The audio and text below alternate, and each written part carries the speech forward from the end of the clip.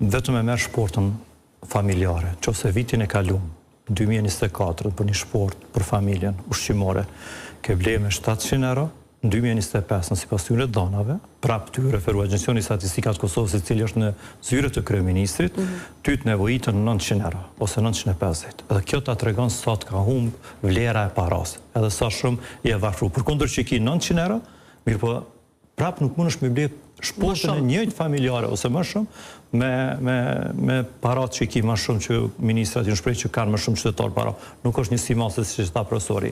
E dyta, vetë ministri Murati, në fund vitit, dul dhe tregoj që i ka subvencionu për çështjen e energjisë elektrike 90.000 familje. Derisa 2024 në kanë qenë 70.000. Do thonë ty të ka rritë për 20.000.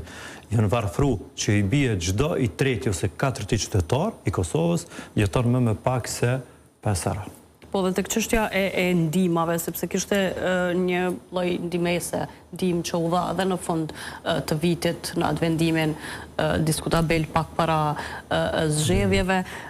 A është kjo zgjidhje zdrafuna fillimisht, sepse ka pasur edhe paralajmërim me një herë edhe atë kohë nga zotëri Murati, nëse s'jam gabim atë që quante pakoja inflacioni 2.0, me njëherë si vendim, si pako që do të miratohet në vendimet e para, u thatë qeverisë, u paralajmërua se do të ketë ndihmë edhe për punëtorët e sektorit privat. Nuk është zgjidhje. Nuk është zgjidhje që janë të hakjan ato për ato bilin. Përmes kësaj masa ka mujtë me ndiku edhe në stimulimin e inflacionit, për arsye se ato mjetët të gjitha kanë shku në konsum. Edhe ato na kanë rrit importin. Nuk kanë ndikuar në ciklin e brendshëm të zhvillimit ekonomik ose që e kanë ndryshuar standardet njësor të qytetarëve të Republikës Kosovës. Nevojitën masa permanente, nevojitën masa të thella, në mënyrë që si më thonë, mos me lejuar më rrit më shumë inflacionin, se s'po them që më zhduk, se s'mundesh më zhduk.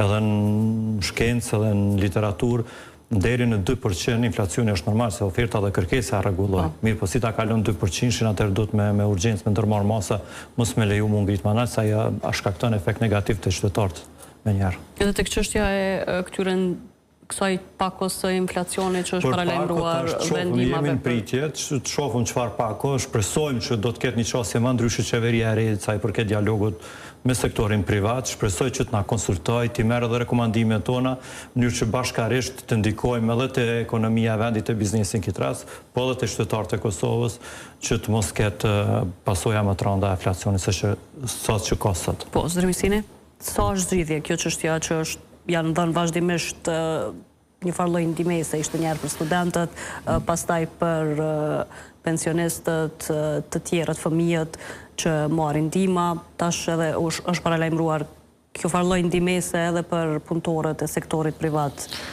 Para zgjedhjeve gjitha këto.